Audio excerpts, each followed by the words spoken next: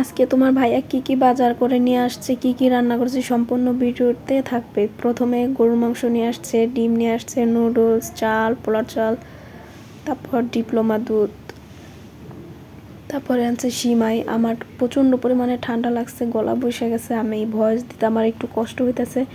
আমার কথাগুলো তোমরা সুন্দর করে মনোযোগ সহকারে শুনলে দেখলে বুঝতে পারবে। তারপর আদা আনতে বলছে অল্প একটু, যেহেতু আমার ফ্রিজ নেই বাসায়, তার জন্য। তো আজকে আমি রান্না করব গরুর মাংস আর পোলাও।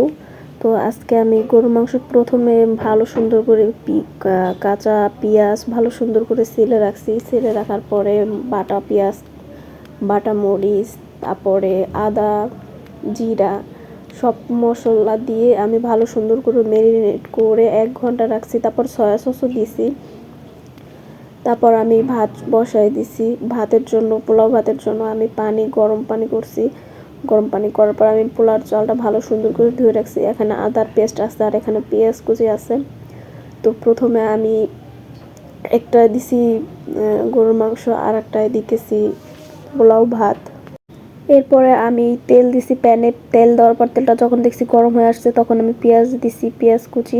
তো পেঁয়াজ কুচিটা আমি ভালো সুন্দর করে নাড়াচাড়া করতেছি। একটু নরম হয়ে আসলে তারপর আমি লবণ দিছি, এলাচ দিছি, তারপর গরম মশলা দিছি। দেওয়ার পর ভালো সুন্দর করে নাড়াচাড়া করতেছি। পোলাও ভাতের জন্য রান্না করতে গেলে অনেক সুন্দর করে মানে মনোযোগ সহকারে রান্না করতে হয়। তারপর আমি আদার পেস্ট দিয়ে হালকা একটু পানি দিছি, পানি দিয়ে একটু নাড়াচাড়া করতেছি। তারপর আমি 2-3টা কাঁচা লঙ্কা দিছি। তো কাঁচা লঙ্কা দেওয়ার পরে ভালো সুন্দর করে মশলাটা যখন ভুনা করা হয়ে গেছে, তারপর আমি পোলার চালটা দিয়ে দিছি। পোলার চালটা দেওয়ার পর আমি ভালো সুন্দর করে নাড়াচাড়া করতেছি। তো পোলাও ভাতটা রাঁধতে আমার অনেক বেশি পছন্দ লাগে, আর আমি অনেক সুন্দর করে পোলাও ভাত রান্না করতে পারি। তোমাদের ভাইয়া অনেক বেশি পছন্দ করে, বাট আমার বাসার সবাইও অনেক বেশি পছন্দ করে। তারপর যেহেতু ঘরে ফ্রিজ নাই, লিকুইড দুধ নাই গরুর, তার জন্য আমি ডিপ্লোমা দুধের প্যাকেট থেকে কিছুটা দুধ নিয়ে ওটার মধ্যে দিছি, চালের মধ্যে। তো ভালো সুন্দর করে নাড়াচাড়া করে ওটা মিক্স করে দিতেছি, যাতে না হয়ে থাকে, দলা পেকে না থাকে। আমার অনেক বেশি ঠান্ডা লাগছে। আজকে 1 সপ্তাহ যাবত আমার ঠান্ডা হালকা হালকা, আর আমার বাচ্চাও অনেক বেশি অসুস্থ হয়ে গেছে। ওর পেটে সমস্যা হয়েছে, তারপর বমি করতেছে, তারপর জ্বর আছে, ঠান্ডা আছে, মানে সব কিছু মানে আমার থেকেই ওর হয়েছে। আর ওর বাবারও অনেক জ্বর ঠান্ডা। তো আমাদের 3জনেরই আমরা ঘরে বাইরে অনেক অসুস্থ। ঢাকায় আসছি নতুন, আসার পরে পানি সব কিছুই চেঞ্জ হয়েছে, আবহাওয়া, এর জন্য আমাদের ঠান্ডা লাগছে। আর ওষুধ খাইতেছি, তাও একটু কমে না।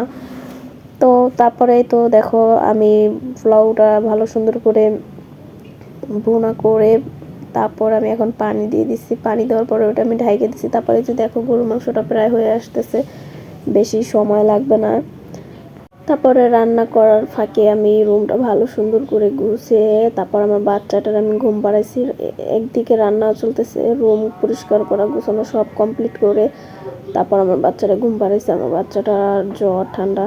তো এই যে দেখো আমার পোলাওটা কিন্তু রান্না হয়ে গেছে। তো বন্ধুরা, তোমরা সকলেই যদি রান্না করো, অনেকেই হয়তো ওইভাবে জানো, আবার অনেকে নতুন রান্না করো তেমন একটাভাবে জানো না, তার জন্য ভিডিওটি করা। আর যেহেতু আমি ডেইলি ব্লগ শেয়ার করি তোমাদের মাঝে, আমি সারাদিন কী কী করি সব কিছু তোমাদের মাঝে শেয়ার করি। তো অসুস্থ, তাই তেমন একটা ভিডিও বানাতে পারি না। তো আজকে আমি এখন খাবার খাবো। তো সকলেই ভালো থাকো, দোয়া করো। আসসালামু আলাইকুম।